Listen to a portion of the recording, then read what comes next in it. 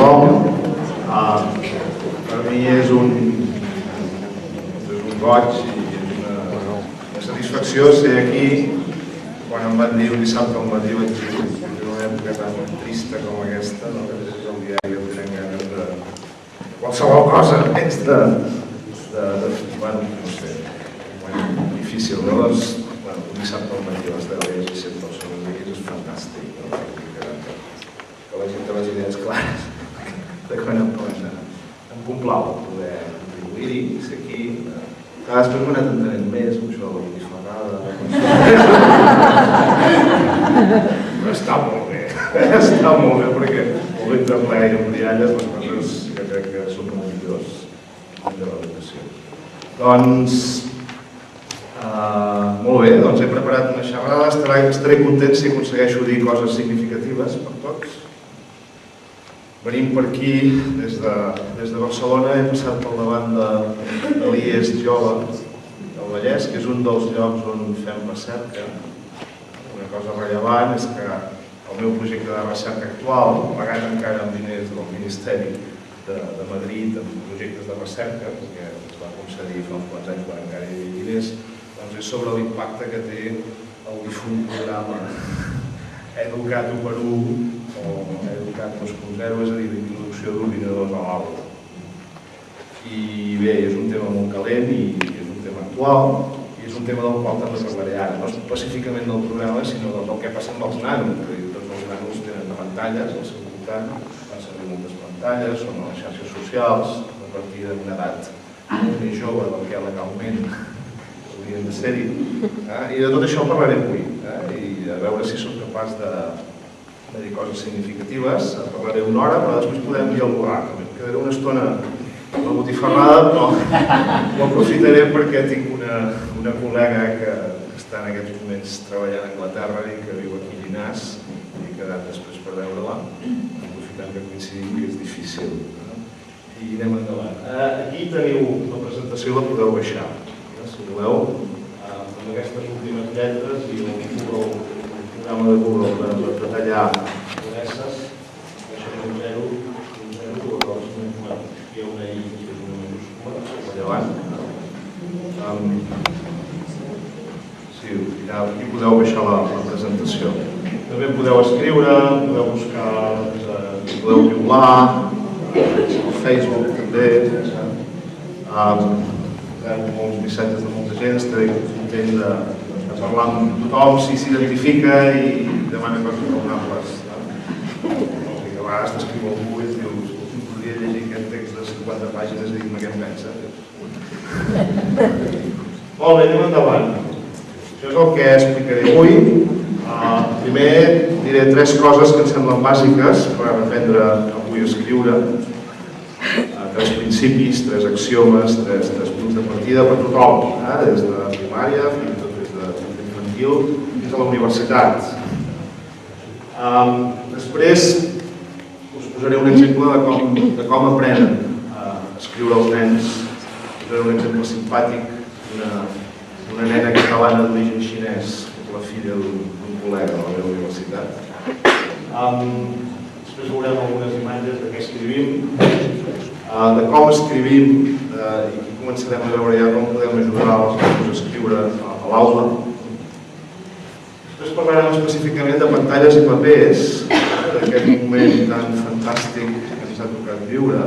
No sé com ho viviu això, com ho porteu això que tot estigui ple d'ordinadors? Sou d'aquells que direu anem a la sola. Jo que m'agradava allò dels llibres frescos, que em vaig fer mestre i docent perquè volia encomanar aquesta olor, aquesta passió pels llibres. I ara que he arribat m'han posat un Moodle, m'han posat una plataforma, tinc un 1x1 a classe i això s'ha convertit en un infern. Quina mala sort que he tingut. Clar, si ho enfoques així, en canvi si hi poses una mica d'alegria, una mica molt de sarcasme, i dius, mira, quina sort que m'ha tocat viure un moment de canvi tan important com aquest. Això dels ordinadors i d'internet és una revolució tan espectacular com la impremta o com com l'invent de la roba. És a dir, no ens n'adonem perquè, clar, les coses, tot i que canvien molt ràpidament, canvien a poc, no les anem veient, però si penses com era el món fa 10 anys i com és ara, és que és brutal com han canviat les coses, no? Com et mous, com et comuniques amb la gent, com accedeixes a la informació. És una cosa prodigiosa el que ens està passant. És una sort tan gran que ho pugui veure jo personalment. Em sento tan afortunat. Ho dic en sèrio, no és ingenuïtat. Si penso a vegades de poder-ho experimentar, tots els problemes que té, perquè, clar, de disgustos també tenim uns quants, no tant, però és apassionant, no?, veure que estàs aprenent coses constantment. Ahir al vespre estava buscant fotografies per aquesta presentació i vaig aprendre coses. Vaig aprendre com baixar una foto de Flickr, com buscar l'adreça del lloc on és, escurçar-la automàticament. És a dir, és apassionant com vas aprenent coses constantment gairebé sense adonar-te. Així m'agrada veure-ho jo. I així m'agradaria que ho veiéssiu vosaltres. També és molt més positiu que no pas de l'altra manera depressiva, de dir, oh, que ridícula, que malament, quina mala sort. Bé, després parlarem de xarxes socials, d'això que tots els nanos de la vostra escola són a Facebook, encara que no tinguin 3 anys. Clar, no, nosaltres no, però ells sí, i parlen de nosaltres. Nosaltres no sabem què diuen si no ens hi fiquem. És una situació paranoica, a vegades, com paradoxal, no? Parlarem una mica d'això i acabaré doncs amb algunes idees. Anem-hi. 3 principis. El primer, he buscat unes fotografies així divertides. El primer principi és que s'ha d'escriure l'algo. I això, els que feu classes d'excursió primària ho teniu molt clar. És a dir, que dedicar temps de classe a escriure és bo. A secundària no tant, perquè hi ha la idea que el temps s'aprofita més si s'expliquen continguts, si el professor explica la lliçó i els alumnes estan escoltant. Hi ha la sensació que dedicar temps a escriure a l'aula és perdre el temps. És aprofitar-lo tant. Perquè clar, escriure vol molt de temps. T'hi has de posar, t'has de remengar, has de posar amb els nanos a escriure i això passa l'hora de seguida i no passa només per 50 minuts i dius, no, mira, escriure ho feu a casa. I és un error. És un error. És a dir, jo crec que també a secundària s'ha de dedicar temps a escriure. No a fer tot el procés d'escriure, després m'hi dedicaré amb més detall, us donaré algunes orientacions per rendibilitzar el temps, però això em sembla una idea molt important, perquè si realment no escrivim, no parlem del que s'escriu, no planifiquem, no revisem la classe, vull dir, hi ha molt poques possibilitats d'ajudar el nano. El nano s'ha d'espavilar sol, fora de classe, perquè no tenim temps fora de classe. Tenim l'escola muntada d'una manera que hi ha molt poques hores de tutoria, molt poques hores d'atenció personalitzada fora. Tenim una quantitat de nanos, encara més ara, que impossibilita una atenció fora de l'escola. Per tant, aquest és un principi fonamental. I aquí, doncs, bé, tenim una mestra jove amb nens i estan escrivint. Podríem dir altres coses, però escriuen junts. Aquesta és una altra idea fonamental. Escriure junts. És a dir, aquesta idea que això d'escriure és una cosa individual, és una cosa solitària, és mentida. És una imatge de la literatura, és una imatge importada del fet que la majoria d'autors, de poetes, de novel·listes i de narradors són persones soles, que publiquen soles, però clar, són adults, són gent molt capaç, amb molt de talent, que fan les seves obres, però en la vida corrent, quan nosaltres ens posem a escriure una queixa per publicar al diari, un projecte per demanar diners, per posar això, ho fem amb els col·legues, ho fem junts. Potser no ens posem tots dos a escriure lletra per lletra, frase per frase un text, perquè això és terrible, de lent, però sí que ens anem passant els esborranys. Escolta, i tu què hi diries? I truques, escolta Maria, i tu com ho vas fer això? Em pots enviar la còpia, que jo m'ho copiaré? Em pots enviar aquell text que jo després l'adapto? És a dir, això és escriure junts. Llavors aquesta és una altra idea que sembla molt important, aquesta fotografia, una extra, una quarta. L'altra és aquesta, escriure en portàtil i paper. És a dir, hi ha algun nano vostre que no tingui accés a casa al portàtil, a internet? Queden? Sí? Gaires? Les estadístiques diuen que n'hi ha molt pocs, a casa nostra. Les estadístiques, si tu mires les enquestes fetes als pares, fetes a les llars, n'hi ha molt pocs. Un percentatge petit. A veure, i encara que ara estiguem passant una mala època i no hi hagi diners i aquests programes de donació d'ordinadors hagin quedat aturats, a veure, jo aquí soc molt radical, és a dir, ningú s'imagina un quiròfan sense l'últim ordinador o un tractament sense l'últim tipus de quimioteràpia. És inacceptable, oi? De la mateixa manera, és clar, a veure, ensenyar a escriure amb una tecnologia del segle XIX, això és obsolet, evidentment, és terrible. Aleshores, la raó per posar els ordinadors a l'aula no és perquè els nanos aprenguin més, és perquè els ordinadors són a tot arreu. Digueu-me un lloc on no hi hagi ordinadors. A la sagristia. Sí que n'hi ha, perquè vaig a veure l'altre dia. Es va casar de seguida, vaig veure que el docent va un portàtil allà, al Polità, va fer no sé què. Sagristia, potser un altre lloc, no? Clar, els ordinadors els fem servir per qualsevol cosa. Llavors, educar és ensenyar als nanos a utilitzar els artefactes, les coses que hi ha en la seva comunitat. Llavors, és igual que no aprenguin més amb els ordinadors. I aquesta idea que amb l'ordinador és amb un Ferrari i que amb el llibre de text en paper de 1600 és un error.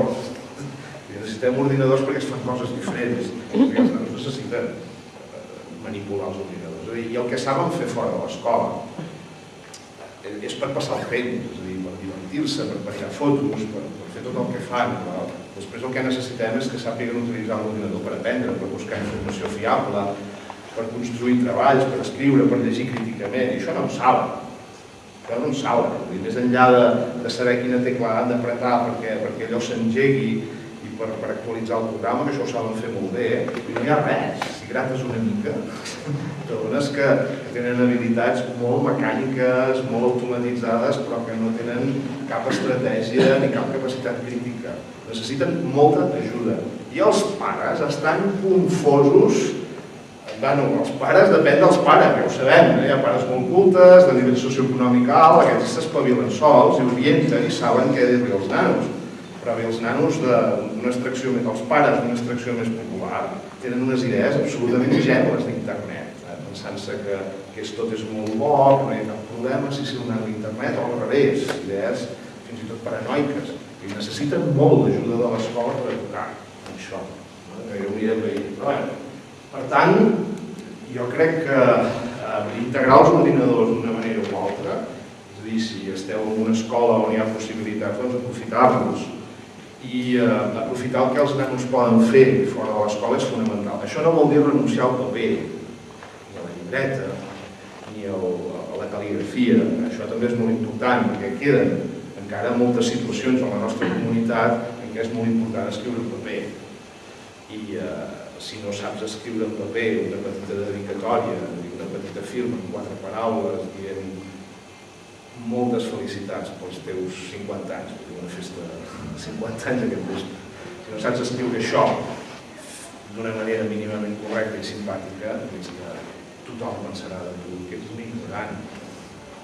Per tant, vull dir, s'ha d'ensenyar a escriure també en paper llavis, és el que ho farem.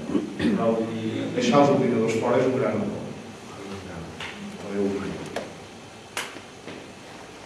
Molt bé. L'últim dels 3 principis. Jo ho dic perquè jo he rebut una llista de punts que havia de tractar en aquesta conferència que vosaltres vau comentar als vostres centres, als vostres directors, que ho van comentar després al coordinador de la xerrada, i jo m'he basat en aquests punts per fer l'exposició positiva. És aquesta d'aquí, que és parlar del que s'escriu. És a dir, un altre dels errors que jo crec que cometem sovint és que prohibim parlar. És a dir, fem que el nano treballi sol, no pot parlar amb un company, no pot copiar, no pot agafar idees del company. És un error. És a dir, la millor manera d'aprendre a escriure és compartir, és posar els nanos a treballar per parelles, és escriure un document conjunt a Google Docs, per exemple, és una cosa que fan ara molts instituts que tenen l'accés d'aquestes tecnologies, és posar els nanos en taules, com en aquesta escola asiàtica, que escriguin en grups, que parlin, que dialoguin, que comparteixin les idees, que s'ensenyin els textos. Aquesta és la metodologia que trobareu ressenyada als llibres, als manuals, arreu i en tots els nivells, des de la universitat fins a primària, per desenvolupar l'escriptura. Estic llegint en aquests moments la tesi doctoral d'un doctorant meu colombià, precisament, que l'ha de llegir ara a l'estiu, abans de l'estiu, i que parla precisament de com ensenyar als estudiants universitaris, futurs mestres de Cali, Colòmbia, a corregir-se entre ells, és a dir, a treballar junts. Per tant, no és tan diferent la metodologia en nivells molt avançats. Molt bé, com s'aprèn a escriure? Anem a veure un exemple. Aquest és un exemple molt maco d'aquesta col·lega meva que viu a Anglaterra i que encara és aquí a Llinars i que després veuré, que es diu Cristina Liagas, i que va aconseguir aquest exemple tan maco que ara us explicaré. Aquest és l'exemple de la Li Tang. La Li Tang és una nena d'origen xinès, els seus pares li van tenir un nom d'origen xinès. Li Tang és filla d'un professor, un col·lega meu de la universitat, i quan tenia 4 anys la Cristina, aquesta noia que ara viu a Anglaterra, a Sheffield, a la Universitat de Sheffield, doncs, poso aquests exemples perquè a vegades pensem que com que vivim en un poble són diferents, no? A vegades m'hi trobo jo, crec que soc de poble també, perquè soc de l'altra banda del Montseny, soc de Vic, de la plana de Vic, jo també soc de pagès, com vosaltres. És en poble de Vic, tots venim de pagès. Perquè clar, a vegades pensem que nosaltres que som de pagès, que som del poble, escolta, en aquests moments aquí no hi ha res de pagès, tots estem connectats al Google i tots formem part de la mateixa cultura, i a vegades té molta més qualitat viure a pagès que no pas de Can Fanga. Nosaltres m'agrada posar exemples a vegades per dir, mira, aquesta noia que viu aquí al poble del costat, resulta que està treballant de professora a la Universitat de Sheffield i està fent coses relacionades amb el que nosaltres hem fet a l'aula, és que tot està molt interconnectat. Doncs la Cristina, quan estava fent el doctorat, feia de canguru de la Li Tang els dijous a la tarda. I la primera vegada que se'n va anar a Anglaterra, que va guanyar una beca de la Generalitat, van passar 3 mesos a Anglaterra, doncs li va dir a la Li Tang que me'n vaig 3 mesos, que sense canguru els dijous a la tarda. I la Li Tang es va posar trist. I l'últim dia li va donar una carta. Li va donar aquesta carta, no sé si ho veieu al sobre, la Hello Kitty. Llavors aquí no es veu gaire, però aquí en lletra de pal posava Cristina. I la Cristina, una carta, que bé, com m'agrada una carta. La Li Tang té 4 anys. Aleshores la Cristina fa la carta i es troba aquest text que veieu aquí. La Hello Kitty també, veieu aquí que està firmada i posa Li Tang en lletra de pal. Està bé, Li Tang. Llavors aquí podeu veure el text, no diu res, el text és lletra de pal,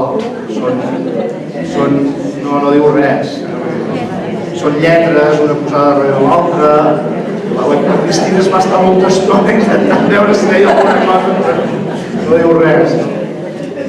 I quan la Li Tang li va donar a la Cristina la carta, la Cristina, que maca aquesta carta, m'agrada molt. I la Li Tang se li va costar i va dir, Cristina, digue'm, què diu la carta? No diu res. No és veritat, digue'm, explica'm. I la Li Tang estava convençuda que havia escrit alguna cosa. Aquella cosa tenia un significat. I no s'ho creia. Es pensava que la Cristina l'enganyava. Clar, uns quants mesos després, 15 mesos després, es va reproduir la situació, la Cristina se'n va tornar a anar i la Li Tang ja li havia pogut escriure, li va poder escriure una carta més com cal, em sembla que podeu llegir. Cristina, t'estimo molt, tinc moltes ganes de veure't, hi ha un cor, un petó molt fort, i això és del 2007, fa 6 anys. Fantàstica, com s'aprèn a escriure. Ningú dubta que aquí la Li Tang ja sap escriure. I aquí sap escriure? Sí, sap coses. És a dir, això de saber escriure o no és una cosa progressiva. És a dir, aquí l'Olitan ha escrit una carta simple, senzilla, però no li demanis gaires més coses. No. És a dir, ha après a escriure una cosa. Una cosa. Així és com s'aprèn a escriure de manera natural. És a dir, escriure és en primer lloc, fixeu-vos en el que sap l'Olitan aquí. Aquí l'Olitan, en primer lloc, sap que en el món on ella viu hi ha una cosa que es diu carta, un objecte físic, que serveix per aconseguir coses que poden ser interessants en algun moment de la seva vida. Per exemple, en aquest moment que ella li vol dir, li vol demostrar a la Cristina que l'estima quan ella se'n va 3 mesos fora i no la veurà, doncs la carta és molt útil. I aleshores per això ella vol escriure una carta. Per tant, fixeu-vos que és un aprenentatge molt important. També sap que les cartes estan relacionades amb les persones, amb les identitats. Per tant, les ha de firmar i ha de posar un destinatari. Això és molt important, després hi insistiré, és a dir, relacionar el que escrivim amb la identitat, amb la vida del nano. Una de les coses que hem fet en els últims anys amb les nostres recerques és preguntar als nanos, escolta, a tu que no t'agrada llegir l'Illa del Tresor o llegir les novel·les del Jordi Sierra que et fan llegir a l'institut i que després quan arribes a casa amb un desfici que no s'ha vist mai t'enxufes a internet i et passes allí 3 hores enganxada, xatejant el Messenger o el Facebook. Per què ho fas, això? És a dir, què hi ha a Facebook o al Messenger que no tinguin les novel·les de l'Stevenson o del Jordi Sierra? Una pregunta molt sensata, no? Què hi ha allà? La resposta que et donen, en paraules diferents, perquè clar, tampoc és senzill parlar amb un nano. El que et diu és, ho has de saber interpretar i ho has d'anar estirant, com si fos una ceba, ho has d'anar estirant.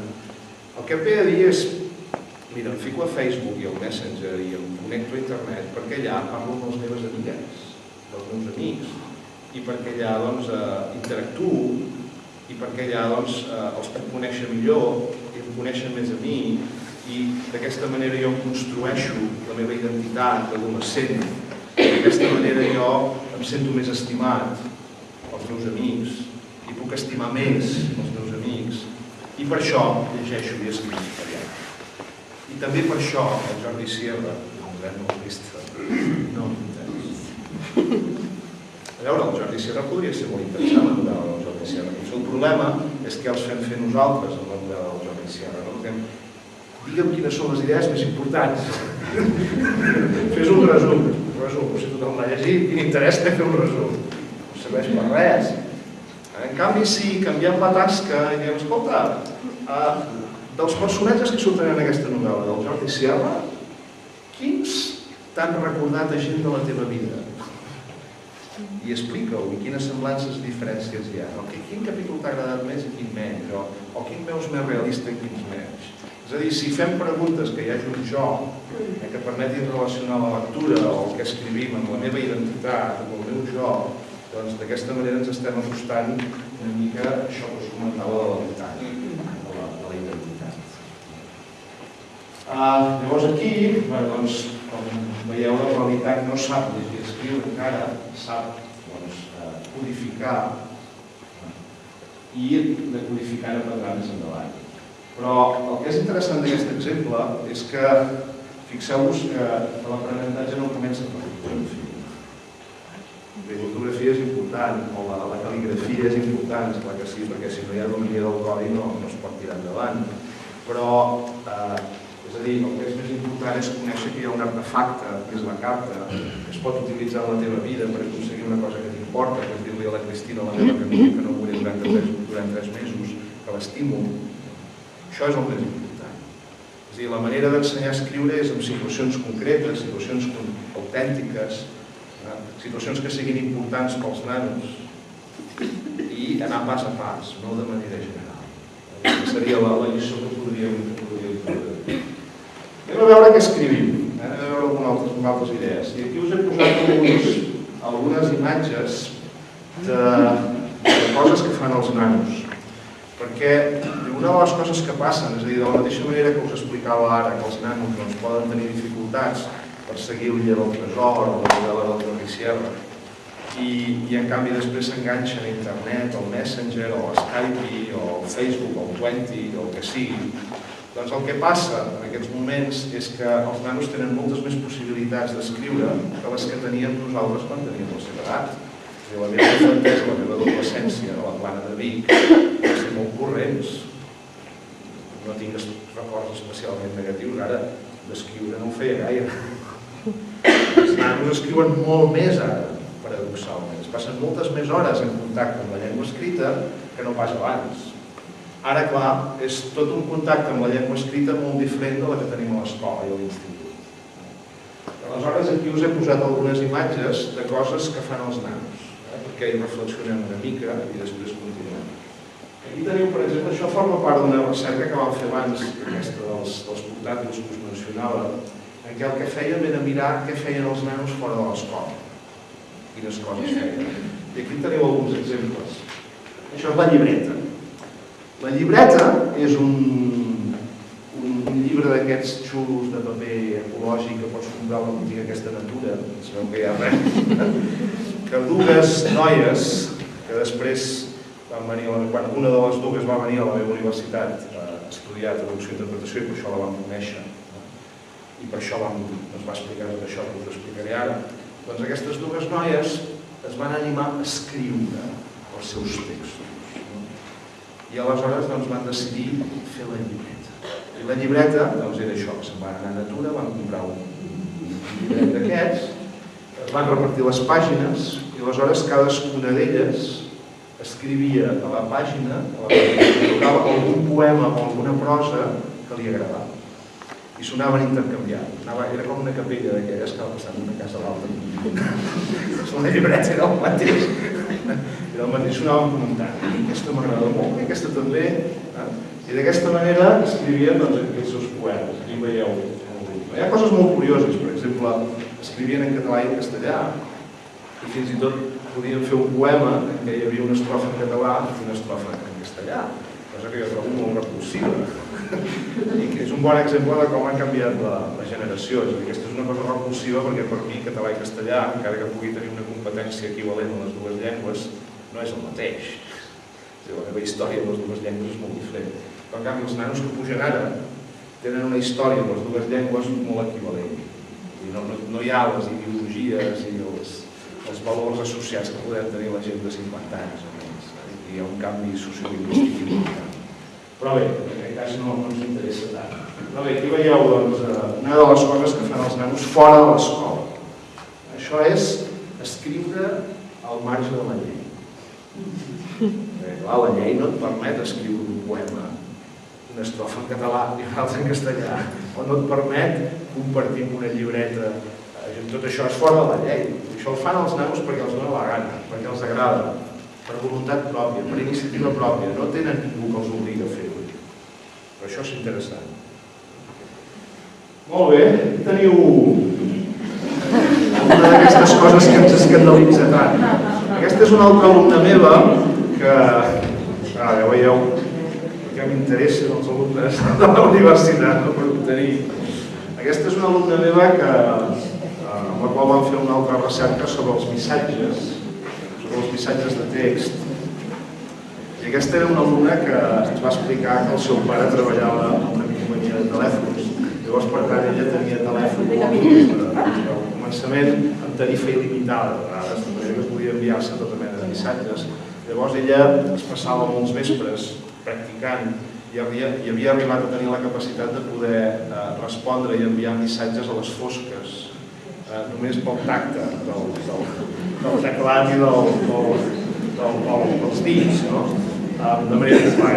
I aleshores ella es va prestar a fer una recerca de manera que li vam demanar si ens podia donar missatges per poder-los estudiar. Ella estudiava traducció i interpretació, tenia alguns parents a França. Aleshores ens va enviar 50 missatges que no fossin excessivament personals i que hi havia en català, en espanyol i en francès. Veieu alguna diferència? La manera d'escriure, sí. diferència és que en francès està molt més bé, que passa en català i en castellà. Per què? Perquè no sap ortografia la noia. Tot el contrari. Quan li vam preguntar, dic, escolta, però això per què ho fas? No, és que en francès no em sento segura. No estic segura que m'entendran. En canvi, en català i en castellà sí, llavors, per tant, escolta, el que m'interessa és que m'entenguin, no escriure de manera correcta. Per tant, simplifico molt més en català i en castellà que no pas en francès. Per tant, fixeu-vos, és al revés del que ens pensem. Com a mínim amb aquesta noia. Això els nanos ho fan molt. És a dir, un dels efectes que té internet és que ha provocat que l'escriptura hagi perdut el monopoli de la llengua normativa, és a dir, que la llengua normativa o la llengua estàndard hagi perdut el monopoli. Ara es pot escriure de moltes maneres. Com parlar. Jo, si voleu, us puc parlar una mica del quàntic. Perquè quan parlo amb la meva mare, estic exagerant una mica. Però sí, jo enxabuiro i xamboto i si cal. I si no, no. Controlo. És a dir, perquè parlar és això, parlar és adaptar-te a cada audiència. És a dir, si vas a la muntanya, parles amb el dialecte d'allà, jo amb la meva mare sempre m'entero de les coses, no me n'assabento. Ai, fill meu, pensar que vius a Barcelona és bastant raro. Ningú té dret a dir-me com he de parlar la meva mare. Parlo com em dóna la gana. Si és incorrecte, m'és absolutament igual. Ara, quan estic fent una xerrada, sí, he d'evitar dir la paraula enterar-me, perquè després sé que algú pensarà que no soc una persona formal i adequada i que tinc problemes de normativa catalana, per tant, he d'intentar ser educat a la situació. I assabentar-me és més adequat en una situació acadèmica com aquesta, que no m'has entrat, tot això ho faig. Però clar, ara amb internet, en segons quins contextos, doncs és millor escriure de manera simplificada, sense accents i sense arcs, que no pas fer-ho correcte. Depèn del tipus de comunicació. Llavors els nanos ho fan d'aquesta manera. I el tema és com ens ho prenem nosaltres, i la comunitat en general. I la idea general és que això és una cosa terrible. És una cosa que crea molts problemes de cervell, que impedeix l'aprenentatge dels nanos. Els problemes d'ortografia que tenen els nanos quan escriuen avui venen. Abans no hi havia cap problema. Abans tot era perfecte. Abans que arribessin els mòbils, tots vivíem feliços, posant els accents i les A's, no s'escrivia bé, no? Els problemes venen dels mòbils. Mireu, hi ha recerques que demostren que els nanos que s'han passat 3 o 4 anys amb un mòbil enviant-se i rebent missatges d'aquesta mena, després treuen millors notes amb una prova estàndard de lectura o de vocabulari o d'ortografia formal i estàndard a dins de l'escola que els que no han tingut el mòbil i no han tingut aquesta experiència. És a dir, és al revés. És al revés. A veure, amb això no estic dient que vinga, posem-nos a fer això, esclar que no. El que estic dient és que, penseu en aquesta alumna meva. Aquesta alumna meva hem acabat a tenir mòbil als 12 anys, als 10 anys. Hi ha nanos que a quina edat tenen mòbil els vostres alumnes? Els vostres fills? A 6è, 9, 10 anys, 11, pot haver-hi de tot. L'article que estava llegint a Anglaterra parlaven d'alguns nens que als 9 anys ja tenien mòbil. I clar, si tens mòbil, doncs de seguida comences a enviar-te i a rebre missatges. I els missatges de text són comunicacions autèntiques, és a dir, tu t'estàs enviant un missatge amb el teu pare, amb la teva mare, amb el teu germà, amb el teu company d'escola, amb el teu cosí. I clar, tu de seguida t'adones que a la teva mare no li escrius de la mateixa manera que el teu company d'escola. I parles de temes diferents, escrius de maneres diferents i tens intencions diferents, perquè a la teva mare el que vols és que no t'atripi gaire, dir-li el que et demana i continuar fent. En canvi, amb el teu amic de l'escola, amb la teva amiga, el que vols és quedar-hi bé. És que pensi que tu ets un tipus interessant. Per tant, jo intento escriure d'una manera xula, d'una manera que sigui creativa, que m'entengui, però que a més surti reforçada la meva identitat. Per tant, escric de manera inventiva, creant maneres diferents d'explicar aquesta paraula, aquest concepte. Clar, un alumne que es passa 4 anys fent això té una experiència de la llengua escrita molt superior a un alumne que no ha pogut tenir aquesta experiència. És evident. Aquesta és l'explicació per la qual això no és negatiu. Per tant, jo, quan surt aquest problema, dic, mira, deixa'ls, que els nanos facin el que vulguin, integra-ho. És evident que a l'escola no hem d'ensenyar això. A l'escola s'ha d'ensenyar la llengua formal, s'ha d'ensenyar la llengua científica, la llengua acadèmica, s'ha d'ensenyar la llengua que permet desenvolupar continguts. Per tant, els alumnes han d'aprendre que han de posar els accents i totes les arts i totes les vocals, i això és molt important. Això és molt important perquè continua tenint un valor social molt important, la fotografia. I a internet més. Clar, jo rebo molts correus i missatges de molta gent que no conec de res. El dimarts vaig publicar al País un article que es titula Confesiones de un autor pirateado. I en 2 dies hi havia 2.000 comentaris a la xarxa, de tot arreu. I clar, a veure, jo és que llegeixo un comentari i faig una radiografia i en mig minut puc fer-me una idea de qui és aquella persona, segons com escriu, segons el que diu, segons si posa els accents o no, en català, en castellà. És a dir, a internet encara més, l'ortografia és molt important. Vull dir que segons com escrius, identifiquen de seguida que ets un imbècil. O no? Allò que estàs intentant lligar per internet, vull que no entrem directament perquè és evident que no m'interessa. Mira, sap subordinar, ha posat 3 accents més, vinga, donem-li una altra oportunitat. Doneu-li una altra oportunitat. Llavors, jo crec que aquest és el camí per intentar que els nanos mostrin una mica més d'interès per l'ortografia, que és intentar que vegin el valor social. El valor social. Perquè lluitar contra això és una batalla perduda. Jo crec que el que faria seria, per exemple, si treballeu amb nanos que ja tenen mòbil a partir d'aquestes edats, que et portin algun missatge que han escrit últimament, que es pugui ensenyar i poder traduir-lo. Bueno, ara imagina't que en lloc d'enviar-li aquest missatge a aquest company teu o a aquest tal, hi haguessis d'escriure un text més formal, un correu electrònic. Com ho faries? Quines paraules faries servir? Com ho posaries? És a dir, reflexionar sobre aquestes qüestions. És a dir, no és molt diferent de fer-li entendre al nano que si va a una festa el divendres a la tarda pot anar-hi amb els pantalons que li agraden, que són els estripats i que ensenyen els calçotets, és el que volen ells algunes vegades, però que després, per exemple, el dissabte al matí, si se'n va a l'Ajuntament del poble a acompanyar els seus companys que acaben de guanyar un torneig de futbol de la comarca, doncs no pot anar-hi amb uns pantalons estripats i ensenyant els calçotets, s'ha de posar una altra roba. És a dir, és una mica el mateix, és aquesta idea d'ensenyar a ser adequat en cada context. Anem endavant. Aquí veieu, per exemple, un fotomod de l'Ari Chan. L'Ari Chan és una noia de l'Hospitalet, ara ja és més gran, però la vam estudiar, és una altra noia que vam estudiar, perquè aquesta noia era un crac d'internet. És a dir, aquesta noia feia històries de Harry Potter visitant el Baix Llobregat, de 60 pàgines, escrivia històries de vampirs en català i en castellà, era fanàtica de Tokyo Hotel, el grup de música alemany que canta en anglès, també traduïa lletres de l'anglès per les seves amigues, el català i el castellà, però era incapaç de provar llengua catalana i llengua castellana, història de l'art, l'institut. És veritat, és el que jo en dic el cas d'internet 1, escola 0. És terrible.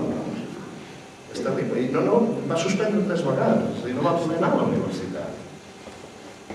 No és un cas molt habitual, per sort. Normalment la gent que li va molt bé a internet són bons estudiants i li passa. Però aquest és el cas de l'Ari. Aquí veieu el seu blog, aquests són els cantants de Tokyo Hotel. Aquí veieu algunes de les coses que escrivien ella i les seves amigues. Escrivien fanfic, sabeu què és fanfic? Fanfic és fanatic fiction. Ara els nanos estan apassionats amb Crepuscle.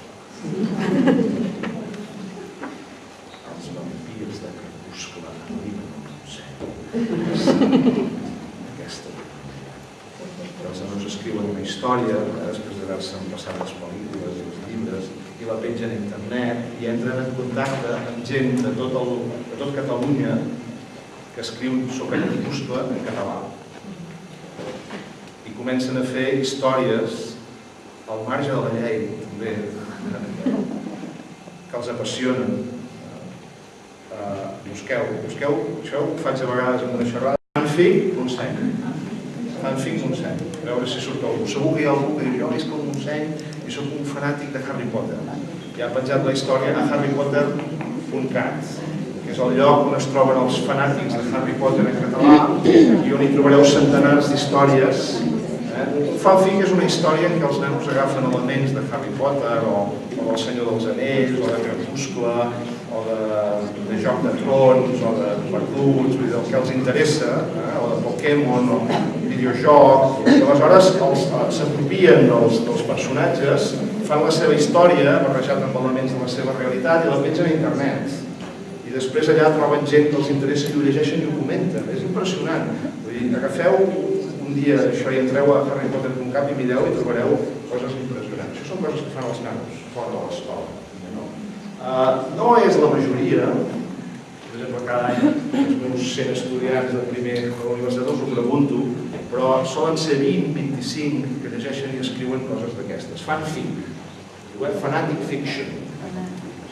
Va començar amb Star Wars i amb Star Trek, amb totes aquestes sèries de televisió, si sou fanàtics. Molt bé, anem endavant. I aquí veieu algunes de les coses que escriuen els meus alumnes. És a dir, fins ara us he posat exemples del que és coses vernacles. És a dir, els alumnes escriuen més que mai en aquest moment.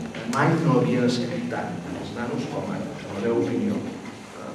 El que passa és que a vegades no ho veiem. Per tant, una de les coses que jo faria d'entrada és preguntar als alumnes què fan a internet. Potser sí que no fan res. Llavors nosaltres els hem d'animar a fer coses. Però jo estic segur que tindreu sorpreses. De fet, una col·lega meva, la Glòria Sanz, que és una professora d'Institut de Girona, fa 3 anys va tenir una llicència d'estudis per fer un estudi sobre escriptura jove a la xarxa, i el que va fer amb els instituts de Girona va ser estudiar què feien els nanos fora de l'escola. I tots tenien Fotolog, que era l'època del Fotolog, tots tenien Fotolog, uns l'havien obert i l'havien abandonat, però hi havia un percentatge que cada setmana hi escrivien, que havien desenvolupat una comunitat, perquè aquesta és una altra idea important. Els nanos no estan sols a internet llegint i escrivint, han format una comunitat amb els seus amics, té sentit perquè es troben allà, interactuen, intercanvien textos, fotos, posts, comentaris. Per tant, escriuen més que mai. El que hauríem d'intentar fer nosaltres és capitalitzar això, és portar-ho a l'aula per començar a treballar a partir d'aquí. És a dir, ensenyar-los a fer coses a partir d'aquí més interessants, connectar el que fem a l'aula amb totes aquestes realitats. Aquí teniu el que fan els meus alumnes. Els alumnes són molt sofisticats. Són alumnes que tenen 17 anys, 18, 9 anys, són alumnes que parlen 4 llengües, català i castellà, més 2 d'estrangeres, francès, anglès, que estan estudiant a la universitat, que és una universitat pública i que no pot entrar a tothom, vull dir que no és una especial. I aquí, doncs, aquesta és una assignatura en què ja cadascú fa el seu bloc. És a dir, jo cada setmana els explico una assignatura d'ensenyament de llengües, per començar a pensar si ens agrada o no ensenyar llengües. Llavors, doncs, ells cada setmana fan una entrada al seu blog. S'ajuden entre ells, hem creat un grup de treball a Facebook, després parlaré una mica d'això, a les xarxes socials s'ajuden entre ells, és impressionant. Cada vespre hi ha 5 o 6. Ahir estava preparant molt tard aquesta xerrada, perquè vaig tenir molt just de temps per les circumstàncies. Era a la 1 de la nit que estaven entrant preguntes i comentaris al grup de treball de Facebook dels meus estudiants de la universitat. Algú pot explicar com puc reduir el tamany d'una fotografia? I hi havia algú que li responia. És a dir, és un bon exemple de com les xarxes socials poden ser. Llavors, Què podem escriure avui? Doncs, podem continuar escrivint els textos de sempre. A mi m'agradaria animar-vos a provar coses en línia, fòrums, blogs. D'entrada sembla una cosa complicadíssima i molt especial. Després, quan ho has provat i has superat una mica els inicis, t'adones que és el mateix de sempre. No canvien gaires coses. L'única cosa és que fas alguna pantalla i a vegades no tens connexió i a vegades queda desconfigurat i hi ha petits problemes d'aquests, però una vegada superat això és igual de sempre. Però pels nanos és molt més motivador, és molt més estimulant. Molt bé, anem endavant. No tenim molt temps. No m'enrotllo molt. Uf! No m'enrotllo molt, després va passar el temps. Bueno, com podem ajudar? Com podem ajudar? Doncs aquí veieu una cosa, un esquema que és bàsic, l'esquema del procés d'escriure. Escriure és una activitat complexa, és una activitat que consta de diverses tasques. I aquí teniu la classificació bàsica. Planificar, redactar i revisar. I ensenyar a escriure vol dir ensenyar a fer cadascuna d'aquestes coses per separat. Com allò d'aprendre a nedar, que si tothom pensa això d'aguantar-se i prendre la por, per aprendre a nedar necessites aprendre a respirar, necessites aprendre a moure els peus, a moure les mans, a moure el coll, etc. Doncs aprendre a escriure vol dir aprendre aquestes coses. Aprendre a planificar vol dir aprendre a buscar idees, a fer llistes, a fer esquemes com aquest, més complicats com aquest. Vol dir aprendre a buscar idees, vol dir aprendre a organitzar aquestes idees en grups, vol dir, en definitiva, buscar informació. S'ha representat amb aquesta espècie de tòpic o d'idees interconnectades.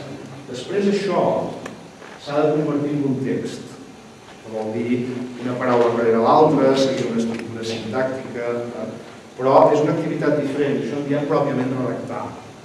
I això les persones expertes acostumen a fer-ho per separat, perquè és molt difícil escriure. Escriure és segurament l'activitat més complicada, l'activitat mental més complicada que moltes persones faran al llarg de la seva vida.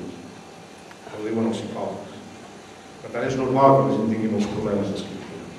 I la manera com la gent que en sap s'enfronta al problema d'escriure és aquest, és de separar el problema en petits trossos i anar resolent-lo per parts. A vegades em trobo que estic escrivint anant en metro o conduint. Em va venir cap aquí, estava pensant a la conferència que tinc dimarts a Bogotà.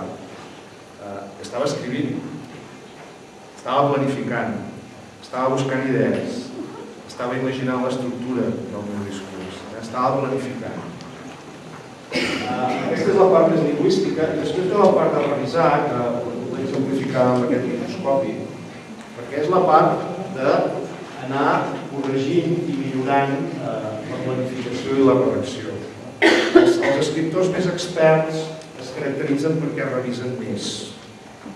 És a dir, si vosaltres sou dels que rellegiu moltes vegades els esborranys, dels que feu moltes correccions, dels que no esteu mai contents, dels que sempre aneu refent, doncs això és una característica dels bons redactors.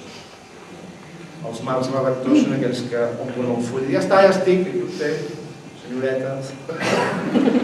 Aquest és el problema. Per tant, quan parlem del com, estem parlant d'intentar donar eines. I les eines, bàsicament, són aquestes, que estic projectant, i per això és molt important parlar amb el nano a l'aula i anar-li mostrant com s'ha d'anar fent aquest procés. Això ho faig jo a la universitat. Els projecto textos i revisem. És a dir, no és perdre el temps, tot el contrari, els estàs ensenyant procediments, competències bàsiques. I al final acabes amb un procés. Aquí teniu algunes idees d'aquesta secció, em sembla que la majoria les hem comentat. Aquesta secció, organitzar els alumnes en parelles. Aquesta és una cosa que crec que és molt útil. No no només perquè t'estalvia temps a tu i de 30 alumnes, de 30 textos passes a tenir-ne 15, sinó perquè està demostrat en recerca que els alumnes aprenen més. Algú dirà, home, sempre hi ha algú que treballa més que l'altre, que fa la feina dels altres. Sí, però això també passava abans, quan treballaven sols, que hi havia que ho feien o s'hi dedicaven ells i d'altres que ho feien més. Per tant, no és una cosa nova que ens arribi perquè els alumnes escriuen cada posar-se a escriure amb els alumnes per modelar la pràctica, molt important. Posar-te tothom un model, mostrar que ho saps tot, que t'equivoques, que has d'anar a buscar el DIEC o el RAE, una paraula, que ho has de corregir, que et costa buscar idees. Tenim idees molt equivocades a vegades del que és escriure, pensant que les persones que escriuen ho saben tot d'entrada, no ho corregim mai, que es posa allà davant l'ordinador i prim. Ja està. Ningú fa això. T'ho costa molt escriure, passes molt temps. Aquest és el procés. Llavors, mostrar quina és la realitat. T'has d'embrutar com un mecànic, el cotxe, no? Mostrar realment que vas vestit amb un mono i que vas brut de greix, això jo crec que és molt útil perquè transmet idees realistes als nanos. Pantalles o papers, entrem a dins del terreny de... Quants n'hi ha aquí que estiguin treballant en un entorn on tenen portàtils? Aixequeu la mà, sisplau.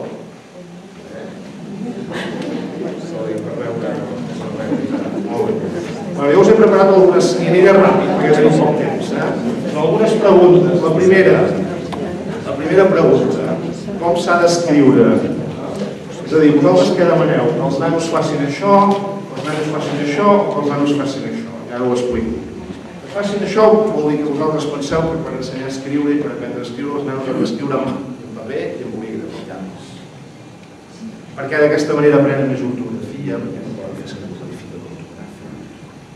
Perquè el verificador ortogràfic és molt dolent, perquè no són solucions correctes sempre, i els alumnes actuen molt mecànicament i no reflexionen. És veritat això que acabo de dir, és veritat.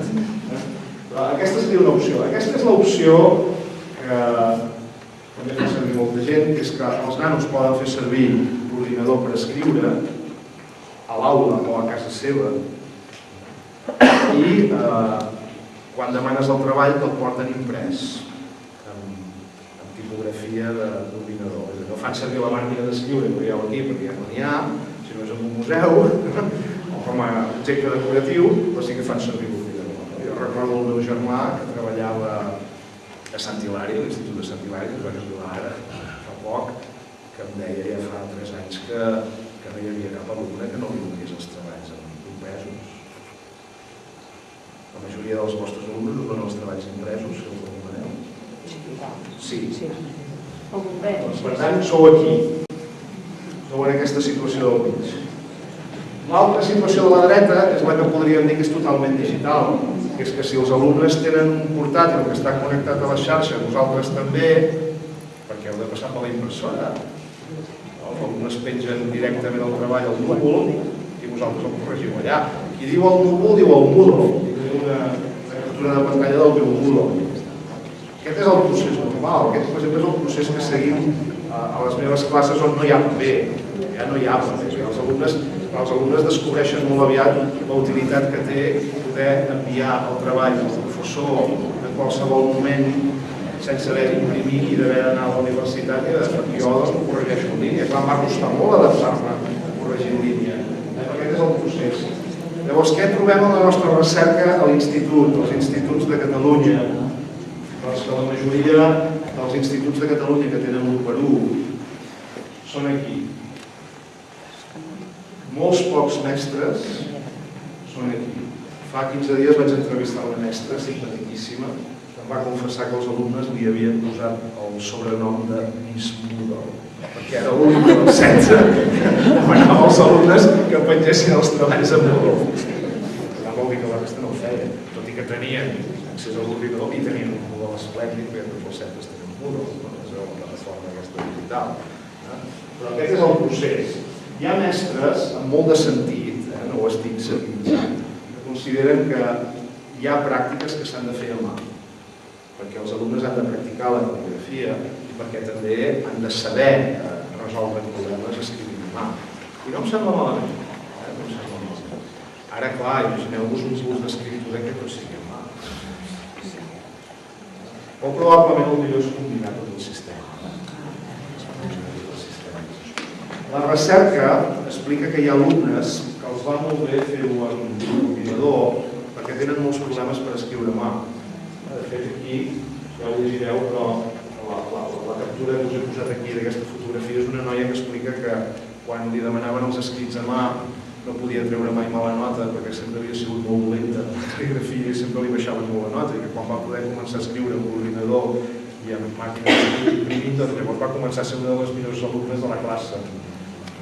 Però clar, també es pot donar el cas contrari, que hi hagi alumnes que tinguin molts problemes amb el teclat, que necessita ser hàbil amb el teclat, escriure molts bons edits, etc. La cal·ligrafia que és molt important i el fet d'utilitzar l'ordinador que hi ha.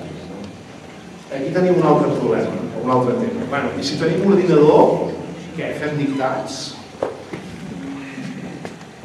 Té sentit fer un dictat quan tots els alumnes tenen allà l'ordinador i poden fer servir el verificador ortogràfic? Els fem un treball del Salvador Espriu, que busquem informació a la xarxa de Salvador Espriu, la seva biografia, les seves principals obres.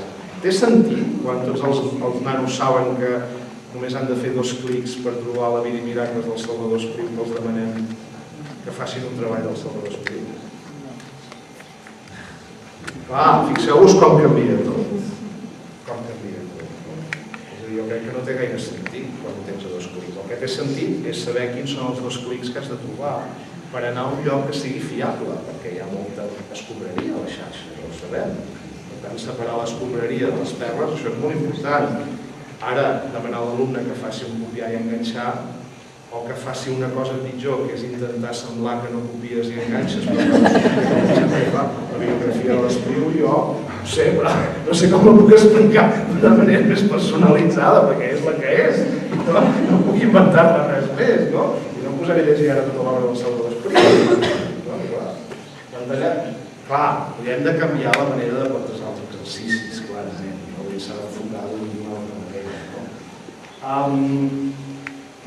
Parlem una mica de copiar i enganxar, que és això, no? És a dir, jo crec que el copiar i enganxar s'ha de legitimar. Legitimar vol dir s'ha de reconèixer que és. Tots copiem i enganxem, tots ho hem fet sempre. El que passa és que copiar i enganxar ha de ser només el 20% de la classe, o el 30% de la classe. El 70% de la classe l'hem de dedicar a fer altres coses. Per tant, coses intel·ligents que m'han explicat que fan alguns mestres. Diuen, mira, sí, busca informació d'això, la copies i l'enganxes, la poses allà, a la columna esquerra, i a la columna dreta m'expliques per què ho has triat. Per què és important? Què en penses tu d'això? Per exemple, això està bé. O, sí, mira, busca informació sobre la pena de mort, però llavors m'expliques què en penses amb les teves paraules.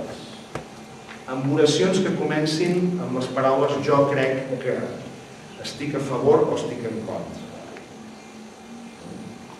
És a dir, en lloc de combatre l'enganxar i el copiar i enganxar, per la meva universitat doncs ha comprat un programa per detectar plagis, jo m'he convertit en policia. La meva funció no és ser policia, jo pensava vigilar, no copiïn i enganxin, no, és molt més, és una guerra perduda aquesta, és molt més intel·ligent plantejar les coses d'una altra manera. I mira, la biografia de l'Espriu la tens allà. Anem a fer una altra cosa, que és comparar les diferències entre la biografia de l'Espriu i la del Gabriel Ferreter. De manera que tu te'n vas a la xarxa, busques la biografia de tots dos i em dius 10 diferències que hi ha a la biografia de tots dos. Això és més difícil i és més xulo. I és més intel·ligent i els alumnes han de treballar.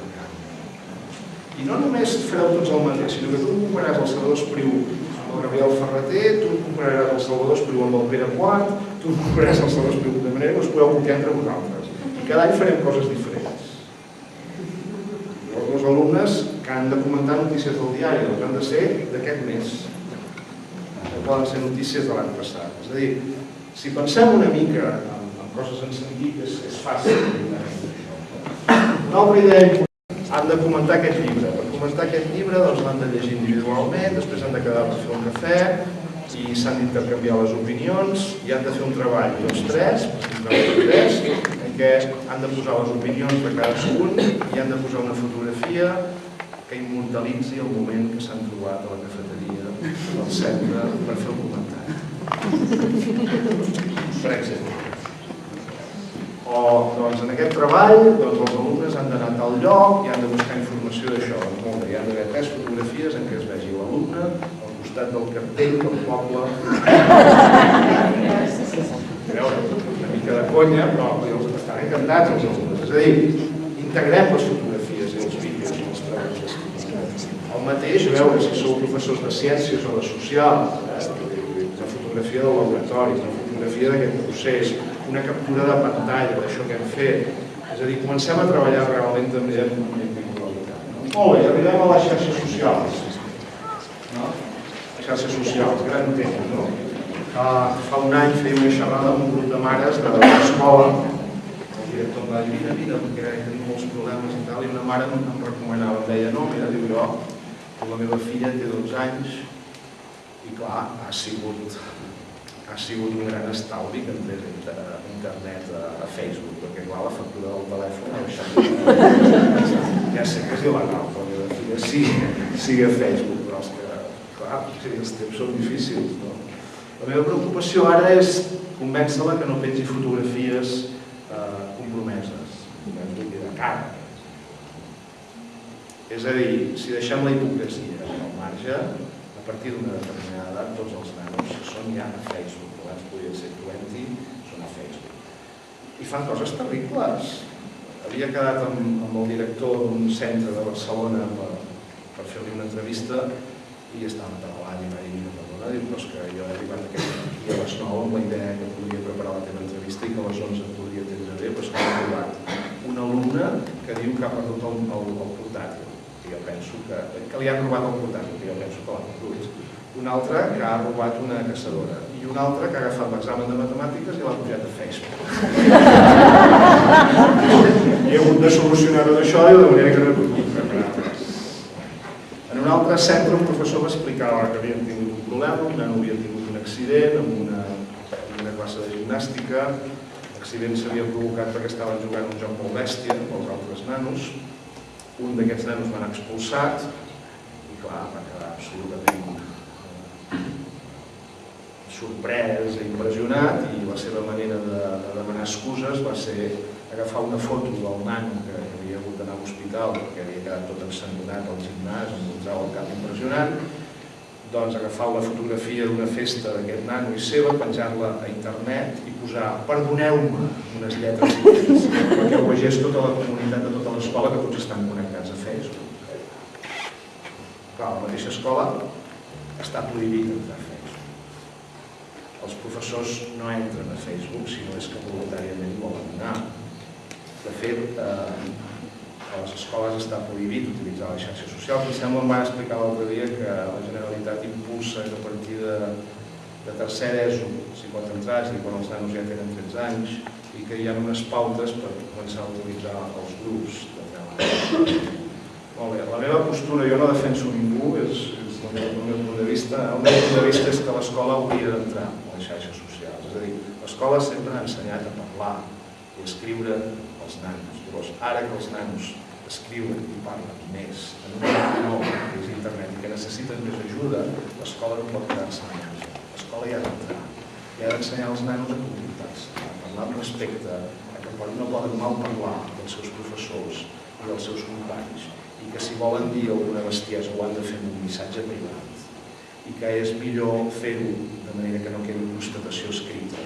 Imagineu-vos aquests dos nanos que han penjat això a Facebook d'aquí uns quants anys, quan sàpiguen que en aquests moments qualsevol empresa de recursos humans, quan ha de triar un candidat per entrar a una empresa, el primer que fa és buscar a Facebook quina informació hi ha d'aquest senyor i allà surt tot. De manera que això és educació de llegir i escriure de tota la vida, però en un context nou. La meva opinió és que els centres han d'entrar allà i han de posar l'autor, perquè els pares no ho faran pas. Un altre mestre m'explicava que ja s'havia trobat amb alguns pares en la reunió li deia, escolti, però vostè a la classe de les 10 del matí de llengua catalana, què fa? Perquè jo he vist que el meu fill fa post al seu Facebook exactament a aquesta hora, els dies que tenen classe, no? Clar, els nanos tampoc tenen educació al respecte. Aleshores, això és educació en les xarxes socials i això és llegir i escriure, és a dir, ensenyar que les xarxes socials és la vida mateixa i que tu aquí tens diverses identitats. I això també és vàlid per nosaltres. És a dir, jo us he dit que em podíeu trobar a Facebook i que em podíeu trobar a Twitter i podeu anar a la meva web, la qual que trobareu és la meva identitat pública.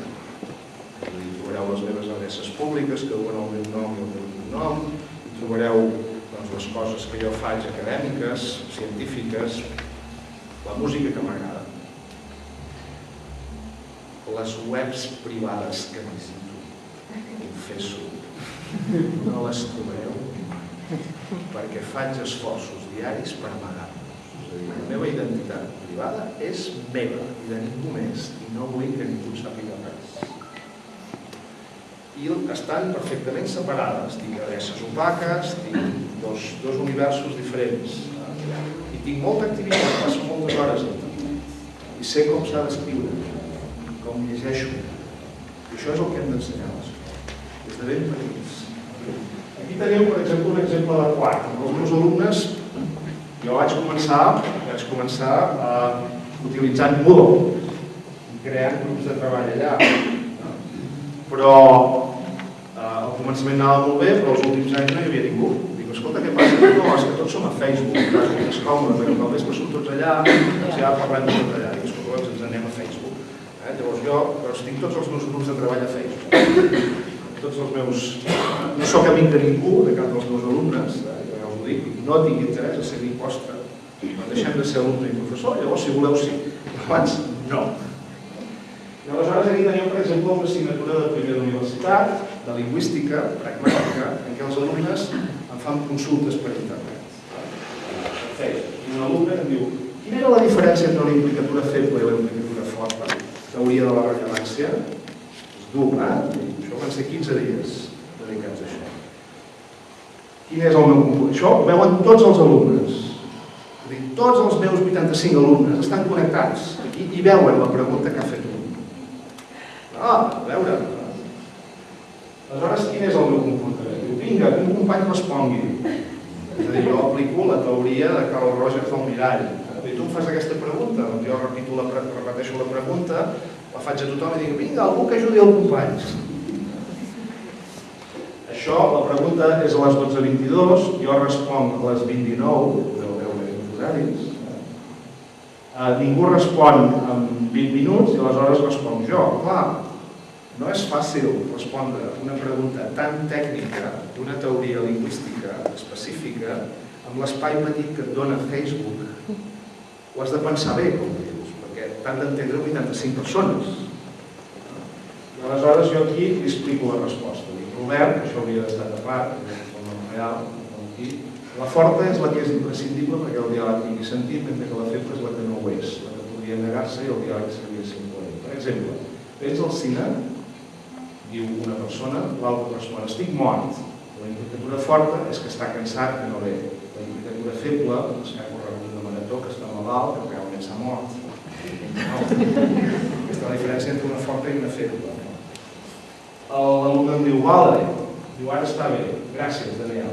Aquest és un exemple de bona pràctica. Tant els alumnes, a final de curs, em deien que els havia ajudat molt. Vaig aprendre molt a Facebook, les preguntes i les respostes dels companys. Fantàstic. Jo mateix vaig quedar sorprès. Ara anem a veure un exemple equivocat. Aquí tenim un altre alumne, del mateix grup, que diu, algú podríem explicar per privat i en detall la teoria de la rellevància? La veritat és que no l'entenc massa i que em fa falta per poder acabar la pràctica. Els alumnes havien de fer un exercici complex, i necessitaven utilitzar aquesta pràctica que jo havia explicat a classe en 3 hores. I l'alumne aquí em diu, escolta, m'ho pots explicar per Facebook, en privat, en detall, i a mi? I escrivim, sí, guapa. És a dir, l'alumne, però fixeu-vos, totalment fora de si. És a dir, no... Clar, aquí tenim algú que fa una pregunta concreta, d'una cosa concreta, que vol dir que s'ha llegit tot el text, que ha seguit els apunts, que ho ha entès, que no entén un detall i em demana la pregunta, perquè tothom llegeixi la resposta i aprengui tothom. Aquí, en canvi, no té cap sentit. Però clar, això ho veuen 77 persones. Les 77 persones estan pendents de què li diré jo. I aleshores jo li dic, Marina, que no hauria d'estar tapat aquí, diu, així és difícil que algú respongui. Ningú respondrà. I no és una cosa que es pugui explicar en un post. Fes preguntes concretes o vine a tutoria. Llegeix les preguntes dels teus companys abans, perquè això és una cosa que es va fer després de la pregunta prèvia, no? I les respostes que els he donat. Diu, i ella s'insistia, diu, tinc molts dubtes, crec que és més pràctic demanar una explicació de tot. La classe dura 90 minuts, jo em vaig dedicar a això, vine a tutoria, truca'm, i no va venir i no va provar l'assignatura. Aquest és un exemple de mala pràctica, una que no sap. Molt bé, vaig acabant. Aquí teniu algunes idees per corregir. Acabo amb això. Les coses més importants ja les he dites i espero poder tenir una mica de temps per parlar, si veu un temps. Corregir és una de les coses que m'havíeu demanat. Corregir és una tasca molt feixuga, pren molt de temps del professor. El professor moltes vegades no té la sensació que els alumnes aprenguin. Vivim en una tradició instal·lada per la qual tu estàs obligat a corregir tot el que escriu l'alumne. L'alumne troba que no té sentit escriure una cosa que no serà corregida pel professor. Idees absolutament obsoletes, conductistes, continuen vives, com per exemple que una falta és dolenta, que quedarà fossilitzada i l'alumne no l'aprendrà mai si nosaltres no la corregim. Tot això és el que té aquí. Llavors, és un tema que exigeix canviar molt el punt de vista. Llavors, aquí us he posat 10 idees. Primera, corregeix més allò que l'alumne pugui aprendre. És a dir, no cal corregir. És a dir, no som correctors d'editorial. Una falta que no és corregida, si tu avises abans, començament de curs, normes de la classe, corregirem allò que puguem aprendre. És a dir, si no saps posar l'accent obert a la A, per què vols que t'ensenyi el per i el per, el ser i l'estar? No, sí, no. És a dir, anem a les 4 coses que estan en la teva zona de desenvolupament pròxim, diria Vygotsky, és a dir, que realment estàs en condicions de poder aprendre, que et beneficiaran, això és el que et corregeixo, però no és problemàtic deixar coses sense corregir. Els professors de llengües estrangeres ho fan sovint, els professors de català i castellà. Corregeix de seguida el que s'hagi comès, corregeix els esborranys, per això és molt important treballar a classe, perquè si treballes a classe sí que pots donar pistes i els alumnes poden treballar allà sobre la marxa. Corregir un text que l'alumne va escriure fa una setmana, fa 15 dies, no té cap sentit, l'alumne no se'n recorda, no té cap impacte, és un temps que té molt poca rendibilitat. Corregeix coses vinculades amb el significat. Per exemple, si poses els alumnes a treballar per parelles, si poses els alumnes que es llegeixen entre ells els textos que escriuen, surten dificultats de comprensió, d'interpretació. Llavors és quan automàticament els alumnes es corregeixen. És a dir, la correcció no ha de centrar-se només en l'ortografia. També és molt important que se centri en el significat. Un alumne que durant 10 anys a l'escola només li han corregit l'ortografia acaba pensant-se que l'ortografia és l'única cosa important i que no s'ha de revisar mai res més. I aquest no és el tipus de ciutadà que volem. És a dir, jo sincerament prefereixo un alumne que digui coses coherents, encara que se li pugui escapar una falta d'ortografia, que no pas un altre que posi tota l'ortografia bé, però que digui bajanades. És a dir, hem de buscar l'equilibri en aquestes coses. Parla amb l'alumne. Tota la investigació que tenim ens explica que si hem d'intentar marcar una redacció perquè l'alumne entengui què ha fet malament és molt difícil. És molt difícil. En canvi, parlant, donant-li una indicació, mira, en aquesta línia hi ha 3 faltes. Mira, en aquesta oració hi falten 3 accents. Això l'alumne ho entén de seguida i és molt més eficaç. Però això vol dir tenir temps a classe per dedicar-nos. Una altra cosa que es pot fer és parlar amb els alumnes, sobretot si comencen a tenir una certa responsabilitat i arribar a acords amb ells. I mira, això t'ho corregeixo jo, això us ho corregireu entre vosaltres. Fer portafolis o llibretes en què es van recollir tots els textos. En definitiva, és un dels punts essencials. A veure, acabo aquí, no vull dir res més perquè vull dir una cosa pels professors que no són de llengua. Aquesta és una cosa que no hi havia pensat i després en la presentació se m'ha acudit, és que aquí són professors de totes les àrees. Els professors que no ensenyeu llengua catalana o castellana o anglès també utilitzeu la lectura i l'escriptura com a instrument fonamental. Tot mestre és mestre de llengua. Aquesta és una idea amb els ordinadors encara més potent, encara més important. Hi ha variacions importants segons les assignatures. Per exemple, els professors de matemàtiques tenen més difícil fer servir l'ordinador, perquè escriure una equació matemàtica amb l'ordinador és difícil, és molt més complicat d'efectes de teclat, llavors hi ha petites variacions al respecte. Però, per una altra banda, tenen molts més recursos, per exemple, els professors de física o de química que jo he entrevistat, que hi ha uns quants entrevistats, t'expliquen autèntiques revolucions que han passat d'explicar la lliçó i els alumnes escoltar, no sé, qüestions de química o de física o d'òptica o d'electrònica, doncs a poder, amb l'ordinador, poder executar autèntiques simulacions, representacions virtuals molt més sofisticades que fan que els alumnes estiguin molt més actius. De manera que la classe és molt més interessant amb l'ordinador i bona part també és llegint i escrivint. De manera que... Molt bé, m'aturo aquí. Em sembla que tenim uns minuts per parlar encara, i estaré content de sentir.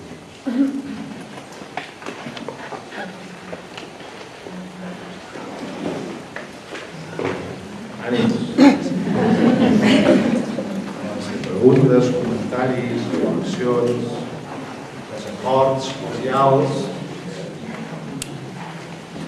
Venim, si sou d'aquí, venim de llocs diferents, de costats diferents de la muntanya, per tant, les perspectives poden ser diferents.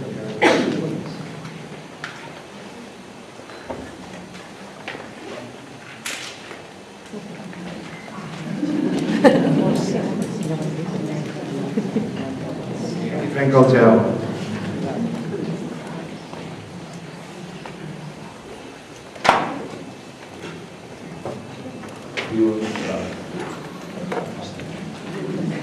Jo quan plantejo a vegades coses d'aquestes que hem de treballar amb web 2.0, diu, bueno, tu no deixes de ser professor en totes les hores.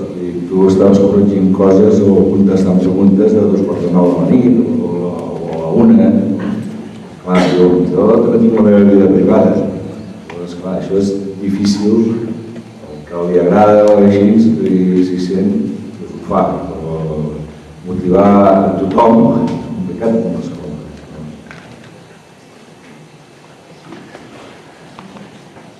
Sí, jo crec que aquí hem de ser molt tolerants i hem de deixar que cadascú es vagi adaptant al seu ritme. Jo corregeixo a les 8 del vespre o a les 12 de la nit perquè soc més lúcid que a les 9 del matí. De manera que habitualment, si no tinc una classe a les 9 del matí o a les 8 del matí, que també pot ser i a vegades em toca, doncs prefereixo llevar una mica més tard, però és la meva opció. Jo també responc en qualsevol moment als alumnes perquè viatjo molt i tinc altres ocupacions, aleshores sé que els desatenc. I per tant, doncs, per això intento compensar-los per aquesta banda. Jo no voldria que aquesta xerrada es convertís en aquelles xerrades a vegades tecnològiques que tu vas allà com un senyor t'explica les coses últimes que hi ha i vas fer petit. Tot això res, i li acabes més acollonit, perdoneu, li acabes més espantant. Ja és prou complicat el món. Ja anem fent, cadascú el seu ritme, i ja està. Els últims mesos, pensant en el juliol de l'any passat, he fet unes 20-25 entrevistes, professors en profunditat, i trobes de tot. Un professor que et diu no, a les 8 del matí del dilluns, i ahir estava responent als alumnes per correu electrònic, estava mirant el que havien fet a Google Docs, i menys a la tarda, sempre. I un altre professor que diu, mira, jo vinc cada dia, els alumnes em veuen sempre, per tant jo no responc als seus comentaris. Em sembla que el que és important és que l'alumne pugui parlar amb el professor, les dues opcions són allà. Potser és més sensat, jo crec que els alumnes, per exemple, amb això del correu electrònic, deixa'm dir una cosa abans, tens tota la raó, és a dir, totes les entrevistes que he fet, tot el que sabem demostren que en tot això del portàtil els mestres dediquem més hores a la feina, més que abans. Per tant, el camí, quan les coses siguin millors, quan un dia arribem, etc., és que les hores de preparació i d'atenció es comptabilitzin com a hores efectives del professor. Això és indiscutible. És a dir, començar a comptar hora d'aprenentatge no és igual a hora de classe. I si els alumnes aprenen molt en línia quan no hi som nosaltres, això vol dir que hi ha una hora d'aprenentatge, o un temps d'aprenentatge, que gestionem nosaltres, que també se'ns ha de comptabilitzar en la nostra retribució. I aquesta és una lluita salarial o laboral que hem d'anar avançant. Perquè això no pot ser que ens anem carregant de més feina i més feina. No pot ser.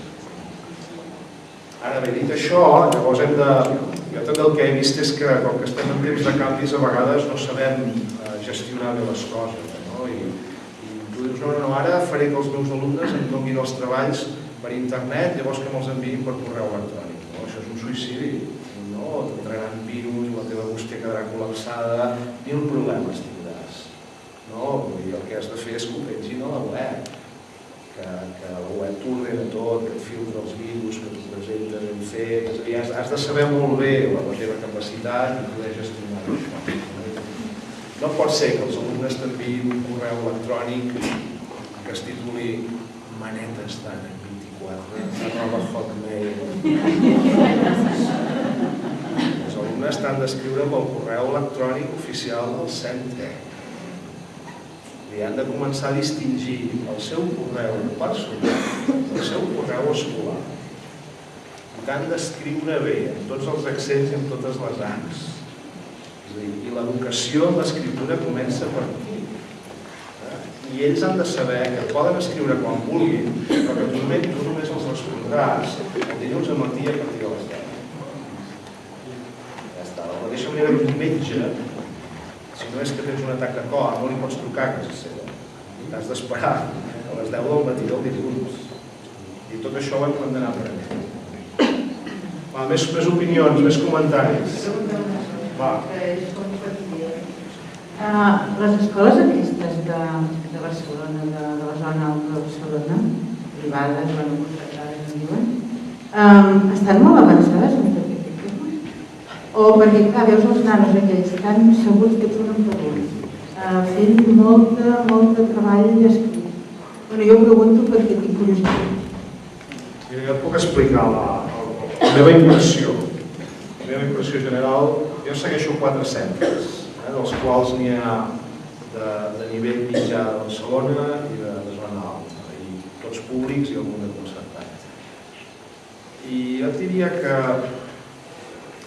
hi ha diferències en el sentit que, per exemple, en algunes zones socioeconòmiques altes, l'equip directiu del centre ha rebut fins i tot pressions de l'AMPA perquè entrin dins del programa 1x1 més del que voldrien els professors. I els pares no tenen cap problema per pagar els 300 euros que ara ja no pot pagar la Generalitat de Catalunya. Aquí sí que hi poden haver diferències, però m'he trobat en un parell de centres que en un nivell d'un barri socioeconòmic mitjà baix que m'han explicat els seus directors que s'havien sorprès de comprovar que les famílies responien molt més positivament del que havien pensat d'entrada davant del fet que han de pagar 300 euros per portar-lo. Això per qüestions més econòmiques. Després, les meves sensacions és que les coses funcionen bé quan en un centre hi ha un equip de persones que s'entenen entre si i que estan d'acord amb això, d'avançar. Quan coincideix això, que a vegades és una situació bastant atzarosa, perquè ja sabem com és la vida dels centres, que no és molt diferent de la vida universitària, que també ens més alguns, uns altres, hi ha persones que pensen una cosa, que pensen una altra. Quan en un centre hi ha un equip de persones que estan més o menys a favor d'això i estiren i empenyen i contagien les ganes als altres, allò funciona. Llavors entrevistes als professors, n'hi ha que ho fan d'una manera, n'hi ha que ho fan d'una altra, més innovadors, menys, etc. Però més o menys funciona. Clar, els que no funcionen ja no hi hem pogut arribar. Hem tingut problemes per anar a alguns centres perquè hem jugat i no ens han respost. Per què? Perquè ens han de dir que no els han entès. No li agrada explicar, no, mira, això el programa aquest no entès. La meva opinió concreta, que no soc de la Generalitat, és que es van cometre molts errors i hi ha molta gent que va quedar cremada i és una cosa molt complicada. És a dir, no es pot a la nit del dia digitalitzar els centres, hi ha molts problemes.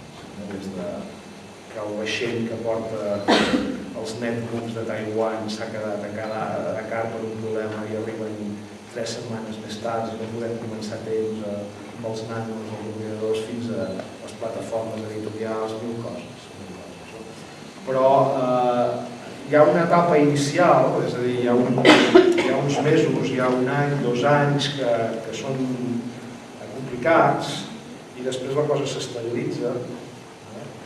I alguna recerca internacional feta al respecte parla de 3-4 anys, perquè els mestres ens adaptem.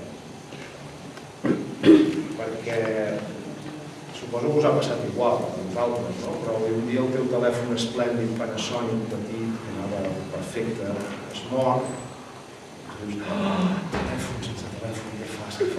Vas corrent de telefònica o Vodafone, i diu, no, vostè té milions de punts, vostè li donem un telèfon intel·ligent ara mateix, no? I tu te'n vas content com un gínjol a casa, i dius, mira, tinc un smartphone, tinc un iPhone, tinc no sé què, no? I va, llavors comences a fer-lo servir, i comences a posar vermell, groc, comences a veure que no en saps, t'adones que l'has de connectar a l'ordinador, que l'has d'actualitzar, que l'has de sincronitzar, que has de fer 1000 coses, passes 15 dies amb un mal de ventre terrible, no? I dius, Déu meu, on m'he ficat, no? Jo calculo que l'acte concret d'adquirir un telèfon intel·ligent va durar mitja hora. L'acte concret, econòmic, al marge del cost. Jo calculo que he tardat 2 anys aprendre a fer-lo servir. 2 anys. Ahir vaig descobrir una cosa, vaig aprendre una cosa ahir que no l'havia fet mai. Que és que pots anar a Google, pots demanar-li com puc arribar a Sant Pere, que et surt allà la llista de la trajectòria, que pots imprimir, que pots pujar a Dropbox i que ho pots baixar des del teu mòbil. No ho havia fet mai. I fa, doncs, deu fer 5 anys que tinc un telèfon. Vull dir que posar una màquina hi ha moltes dificultats, però costa molts diners, però és automàtic. En canvi, canviar el cervell i la manera de viure de la persona que fa servir la màquina, això és molt més difícil. Això necessita molt d'estil. Per tant, paciència, ja anirem fent, ja arribant. I de mica en mica un dia tu deixes d'anar a l'agència de viatges perquè ja t'adones que és molt més fàcil comprar-te el bitllet d'avió per anar a Mallorca tu mateix a la web, que no cal anar a l'agència de viatges. Mira, de mica en mica ja et vas adaptar. Llavors, clar, se passa. Hi havia una editorial.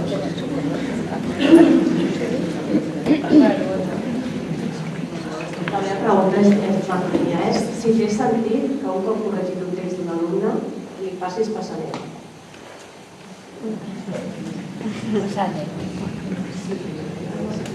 Si té sentit, l'alumne t'ho veurà, ho farà. Suposo que la teva pregunta és aprendrà alguna cosa l'alumne? Sí, perquè a vegades tens la sensació de que no sé. Jo li faria futbol, sincerament. No estic pensant, és a dir, em sembla molt bé que ho facis de tant en tant, no? Però jo crec que els teus alumnes o els meus ho farien per obligació. L'anècdota típica de l'època del procés és, ho explicava molts mestres, que eren, sí, m'heu de presentar la versió net i l'esborrany. Llavors venia la Maria i diu, miri, li porto un treball, senyoreta. Diu, hi ha la versió net i l'esborrany on és? Diu, no, l'esborrany li faré demà.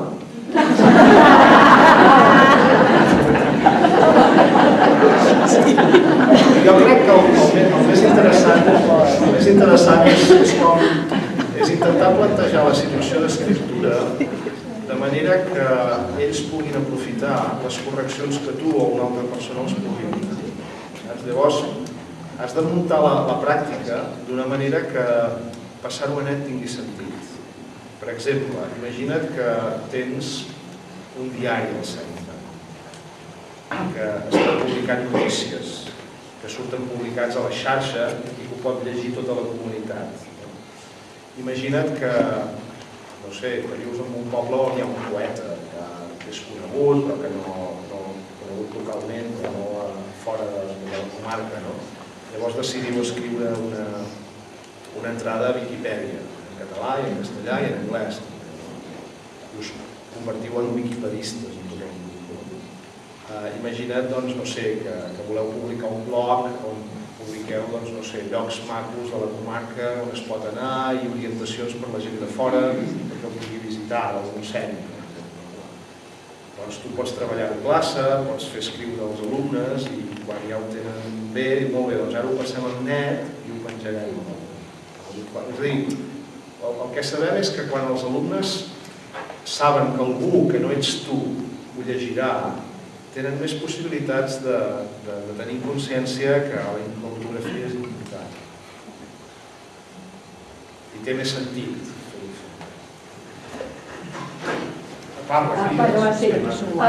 Nosaltres aquest any, en primer, nens molt petitons, hem introduït l'esborrany. I la veritat és que, clar, això que deien, si té sentit. Jo parlo al revés. En el moment en què el nen li dius que allò és un esborrany i que si aquella idea no va bé, tatxa-la i no hi ha problema, els dona molta llibertat. És el que hem descobert nosaltres, no? De dir, bueno, aquest és en brut tranquil, tatxa-ho, no cal ni esborrar-ho, perquè clar, amb molta feina, després no s'esborra.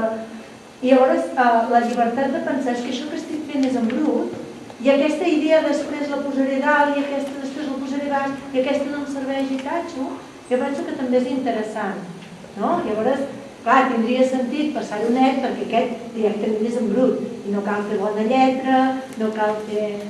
I els he donat molta llibertat. Totalment d'acord.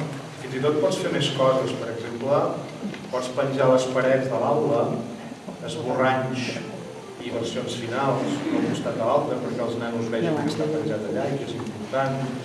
No només d'això, sinó de dibuixos també. Per exemple, doncs, un croquis o un dibuix amb mà i a llapis i després pintat. És a dir, transmetre la idea que les coses necessiten provatures, necessiten dibuixos, necessiten maquetes abans de construir-se i que hi ha un procés, no? És una pedagogia del procés. Encara més, podeu treballar amb carpetes, és a dir, inculcar als alumnes la idea de guardar les coses. Escriure no és només la versió final, és tot el procés de treball, és la llista de les idees, és el primer esborrany, és les vegades que has ratllat una cosa, és els afegits que ja has posat. Llavors la nota no te la poso només per si hi ha menys faltes o has escrit més, sinó que te la poso també per tot el procés de treball que has presentat. I per tant ho has de guardar tot en aquesta assignatura. En aquesta assignatura has de guardar totes les coses que escriguis. Ho has de tenir tot ordenat en una llibreteta, en una carpeta, en un portafolis. I a partir d'aquí fem la pedagogia del portafoli, que és la pedagogia de guardar tot el que anem escrivint en un laboratori de física igual, o a socials també, anem a tal lloc, doncs recollim aquestes dades, fem aquesta observació d'aquesta realitat, doncs ho anotem, els apunts també els posem al portafoli, no? Ho guardem. Després ho seleccionem i ho ordenem, perquè quedi ben guardat. I després al final reflexionem, de manera que mires tot el que tens a final de trimestre, a final del curs, i fas un petit escrit dient quines són les coses més maques que has fet, les que t'agraden més, aquelles que has après més, aquelles que no has après, i fas un escrit final. Aquesta és la pedagogia del portafolis de l'escriptura, que és guarda-ho tot, ordena-ho, selecciona-ho i finalment reflexiona sobre ell. Aquesta és una bona pedagogia, fins i tot una mica més grossa que la de l'esborrany, però que l'inclou, que és molt important perquè transmet valors molt positius respecte a l'escriptura.